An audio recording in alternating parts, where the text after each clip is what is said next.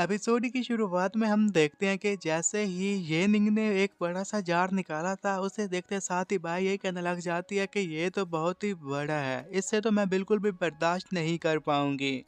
ये निंग उसे कहने लग जाता है कि तुम एक बार इसे ट्राई तो कर लो, इससे तुम्हें काफी अच्छा फील होगा और इससे तुम्हारा कोल्ड भी खत्म हो जाएगा। जबकि बाय उसे बिल्कुल भी ट्राई करने के लिए तैयार नहीं थी। येनिंग उसे इसके फ़ायदे बताने लग जाता है। वो ये कहने लग जाता है कि इसका यूज़ करने के बाद ही मेरे में काफ़ी एनर्जी आ गई थी। मैं 80,000 बार एक स्वॉर्ड को घुमा सकता हूँ।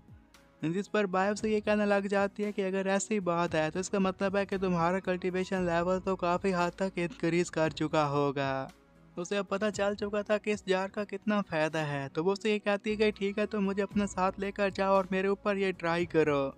ये नहीं, ये बात सुनने के साथ ही उसे फिर अपने घर लेकर आ जाता है। जैसे ही वो रूम में पहुंचा था तो वहां पर उसे ये बताने लग जाता है कि ये जो मेथड है ना, इस मेथड के लिए तुम्हें सबसे पहले तो बेड पर लेटना होगा और उसके बाद कपड़े उतारने होंगे। और वो बिल्कुल ऐसा ही कर दिया है और ऐसा करने के बाद उसे ये कहने लग जाती है कि जैसा आपने कहा मैंने वैसा किया, अब आप अपना मैजिक दिखाइए और मेरे इस कोल्ड को ख़त्म कर दीजिए। ये निंग ने जैसे ही उसकी बैग देखी थी, इसके साथ ही खुश होते हुए ये कहने लग जाता है कि इतनी वाइट बैग तो मैंने आज तक किसी की नहीं देखी जितनी इसकी है।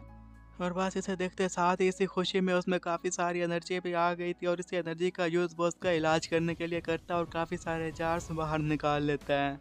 लेकिन फिर वो कोल्ड को ख़त्म करने का मेथड भूल जाता है और उसे याद नहीं आ रहा था कि वो कौन सा तरीका है जिसकी वजह से वो उसके कोल्ड को ख़त्म कर सकता है। तो वो अपना फ़ोन बाहर निकाल लेता है, उसे ये कहता है कि जूनियर क्लासमेट, मुझे इसमें तुम्हारी ज़रूरत पड़ेगी। तो वहाँ पर बैठे हुए भाई को ऐसा लगता है कि शायद वो उससे बात कर रहा है। वो कहते हैं कि क्या आपने मुझसे कुछ कहा? तो वो उसका मुंह साइड पर करते हुए उसे कहने लग जाता है कि नहीं नहीं, मैंने तो तुम्हें कुछ नहीं कहा। असल में वो नहीं चाहता था कि उसे पता चल जाए कि उसके पास एक फ़ोन है। और वो फ़ोन पर यही सर्च करता है कि मुझे इस कपिंग को कैसे रिमूव करना है। इस मेथड को वो वहाँ पर देखता है जहाँ पर उसे एक वीडियो मिल जाती है, जहाँ पर ये बताया जा रहा था कि जार में सबसे पहले उसे एक धुआं फिल करना है, वो भी मोमबत्ती की मदद से। ये देखते साथ ही वो कहता है कि हाँ, अब मैं सब कुछ समझ गया। उसके पास जो मोमबत्ती थी, उसी मोमबत्ती को फिर वो जलाता है और उसका धुआं उसी जार में कैप्चर कर लेता है। वो जिस माउंटेन पर ये काम कर रहा था, उस माउंटेन के नीचे कुछ लोग काम कर रहे थे और वो जैसे ही उस माउंटेन की चोटी की तरफ देखते हैं, इसी के साथ ही वो अपने साथ खड़े हुए बंदे को यही कहता है कि देखो उस तरफ वो क्या हो रहा है। और वो दोनों ही फिर वहाँ से पर झुक जाते हैं। ये कहने लग जाते हैं कि लगता है कुमार मास्टर अपने काम पर लगे हुए हैं। और यहाँ पर फुयन माउंटेन का गॉड अपेयर हो चुका है। वो काफ़ी घबरा भी गए थे। और इसी के साथ ही फिर हम एक छोटे से बैगर को देखते हैं। उसका नाम था गू श्याओयुन और वो भी मज़े से बैठा हुआ ये सब कुछ देख रहा था। इतना ही नहीं बल्कि हम एल्डर शो को भी देखते हैं जो कि एक साइड पर देख रहा था। वो भी काफ़ी इस बात को लेकर हैरान था। बाय का इलाज हो चुका था और वो जैसे ही ये निंग को चिपकने के लिए आगे बढ़ती है, ये निंग की नज़र बाहर की तरफ पड़ गई थी जहाँ पर वही लिटिल बैगर उसके नट्स चुरा कर वहाँ से भागने की कोशिश करने लगता है। ये देखते साथ ही उसे काफ़ी गुस्सा आ जाता है और कहता है कि तुम मेरी चीज़ें नहीं चुरा सकते। गूश याओ को भी पता चल गया था कि वो पकड़ा जा चुका है, तो उसके पास भी वहाँ से भागने का अच्छा मौका था। ये नहीं, उसे पकड़ने के लिए बाहर जाने लगता है। तो इस पर बाय उसे ये कहती है कि मुझे तुमसे एक बात करना है। तो इस पर वो कहता है कि तुम ये बात बाद में कर लेना, पहले मुझे जाकर उसे पकड़ना है। वो अब उसके पीछे पीछे भागता हुआ उसे ये कहने लग जाता है कि तुम मत भागो, यहीं पर रुक जाओ, मेरी चोरी की हुई चीज़ें वापस करो। इस पर वो कहता है कि फ्यूचर में जब मेरे पास पैसे आ जाएंगे, तुम्हें मैं इसके बदले में पैसे दे दूंगा। जबकि पीछे खड़ी हुई बाई खुद से यही कहने लग जाती है कि आखिर मेरे मास्टर के कहने का मतलब क्या था। मुझे कुछ भी समझ में नहीं आ रहा कि वो मुझसे क्या कह कर गए।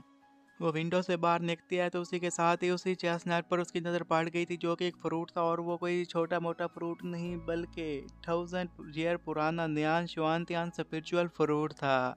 इस फ्रूट को देखते साथ ही वो फिर एक दफ़ा शॉक्ड थी और ये कहने लग जाती है कि आखिर ये लड़का है कौन, इसके पास इतनी कीमती चीज़ें कैसे आ गईं।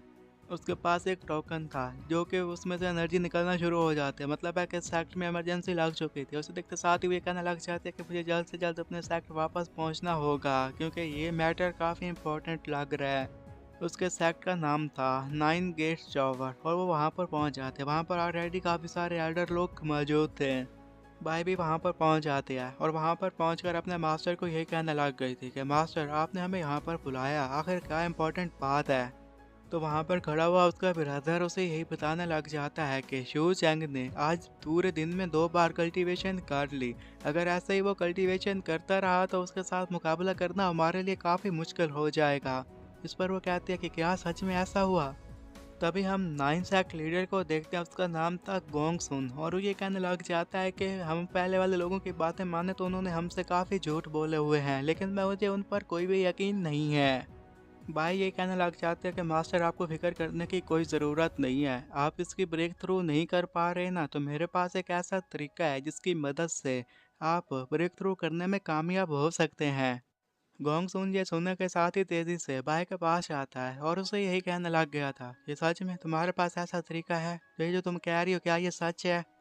भाई ये बताने लग गई थी कि आज मेरी एक लड़के से मुलाकात हुई थी। वो लड़का दिखने में तो आम है, लेकिन इसके बावजूद भी उसने ना सिर्फ मेरा कोल्ड ख़त्म कर दिया बल्कि मेरा कल्टीवेशन लेवल भी 3 लेवल अप कर गया। गोंग सुन ये सुनने के साथ ये कहने लग जाता है कि मैंने सुना था कि कपिंग का मेथड इतना भी आसान नहीं होता, लेकिन उसने इतने इजीली कैसे कर लिया। और अगर सच में वो इतना ही पावरफुल है तो वो मेरी भी काफ़ी मदद कर सकता है, मुझे भी वहाँ पर जाकर उससे हेल्प लेना चाहिए। बाय भी इस मौके का फ़ायदा उठाना चाहती थी, वो भी ये कहने लग जाती है कि वो मुझे काफ़ी एडमायर करता है, तो क्यों ना आप जाएं और उसके लिए मेरे लिए मैरिज प्रपोजल भी लेकर जाएं, ताकि उसकी मदद से वो हमारा रिश्तेदार भी बन जाए और आगे फ्यूचर में वो हमारी काफ़ी मदद करेगा। गोंग सुन जल्दी से उसका हाथ पकड़ता है और ये कहने लग जाता है फिर तुम यहाँ पर रुक कर वेट किसका कर रही हो, जल्दी से हम उसके पास जाते हैं। और जैसे ही वो उस माउंटेन पर पहुंचे थे, वहाँ का सिचुएशन देखने के साथ ही उसके होश उड़ जाते हैं। वो कहता है कि ये तो इम्पॉसिबल है, और क्या तुम इस लड़के की बात कर रही थी, इसके पास तो कुछ भी खास नहीं है, और तुम कह रही थी कि ये लड़का काफ़ी इम्पोर्टेंट है, देखो वो साइकिल चलाकर उस चोर का पीछा कर रहा है।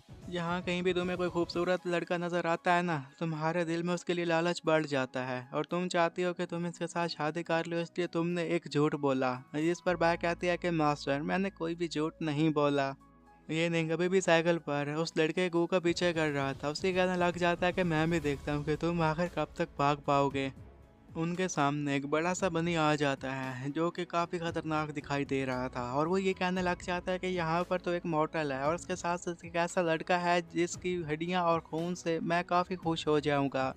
वहाँ पर वो अकेला ही मॉन्स्टर नहीं था, बल्कि उसके साथ 3-4 और भी मॉन्स्टर आए हुए थे, और उनके भी ज़हन में यही एक बात थी कि हम इन्हें मार देंगे और फिर इन्हें खा लेंगे। और गोंग सोन ये देखने के साथ अपने डिसिपल को यही कहता है कि ये जो यहाँ पर सारे के सारे मॉन्स्टर्स हैं ना, ये बड़े लेवल के मॉन्स्टर्स हैं, इनसे उस लड़के को काफ़ी खतरा हो सकता है, तो मुझे जाकर उस लड़के की जान बचाना होगी। तो बाय उसे कहती है कि आप यहीं पर रुक कर इंतज़ार तो कीजिए, देखिए वो लड़का क्या करता है। गोंग सोन बाय को ये कहने लग जाता है तुम्हारे कहने का क्या मतलब कि मैं यहाँ पर रुक कर इंतज़ार करूँ कि किस तरह डीमंस जाकर उस लड़के पर अटैक करते हैं और उसे खा जाते हैं। ठीक है, फिर मैं यहीं पर रुक कर इंतज़ार करता हूँ। जबकि बायो से ये कहने लग जाती है कि मास्टर आपको फिक्र करने की कोई भी ज़रूरत नहीं है, ये जो है ना लड़का ये काफ़ी स्ट्रॉन्ग है, देखना अब ये क्या करता है, ये उनके साथ आसानी से डील कर लेगा। ये नहीं, कभी भी साइकिल पर गू का पीछे कर रहा था, तभी एक साइड पर गू रुक जाता है, वो काफ़ी घबराया हुआ था। उसे देखते साथ ही वो ये कहने लग जाता है तुम्हें क्या हुआ, तुम यहाँ पर क्यों रुक गए। जिस पर गू साइड पर इशारा करके उसे यही कहने लग जाता है कि क्या वो चीज़ तुम्हें नज़र नहीं आ रही। उसका इशारा उसी मॉन्स्टर की तरफ था जो कि अभी भी यही कह रहा था कि मैं तुम दोनों को खा जाऊंगा और मेरा कल्टीवेशन लेवल काफ़ी बढ़ जाएगा। उसे देखते साथ ही ये नहीं कहने लग जाता कि क्या तुम इसकी बात कर रहे हो। वो भी आगे बढ़कर उसे उसके ऊपर से पकड़ लेता, जिसकी वजह से वो एक छोटा सा बनी बन गया था जो कि काफ़ी क्यूट दिखाई दे रहा था। और उसे पकड़ने के बाद ही वो ये कहने लग जाता है कि गू ये देखो ये तुम्हें काफ़ी पसंद करता है। जबकि वहाँ पर पीछे से मौसम अपने मन मन में ये कहने लग जाते हैं कि हमें तो यकीन नहीं आ रहा कि इसने उसको अजीजली पकड़ लिया, लेकिन जब हम उस पर अटैक करेंगे तो वो हमें बिल्कुल भी नहीं बिछाड़ पाएगा और हम उसे हरा देंगे। वो अब उसके काफ़ी करीब आ चुके थे और ये कहने लग जाते हैं कि हम तुम्हें यहाँ पर मारने के लिए आए हैं, तुम्हें हमसे कोई नहीं बचा पाएगा। और इसके बारे में ये निंग को भी पता चल गया था कि वो सारे मॉन्स्टर्स अब उसके पीछे हैं। और वहीं पर खड़ा हुआ गोंग सुन ये कहने लग जाता है कि लगता है कि अब बच्चा तुम्हारे बचने के बाद और कोई चांस नहीं है, अब तुम डूम्ड हो चुके हो। और यहीं पर ही एपिसोड ख़त्म हो जाता है।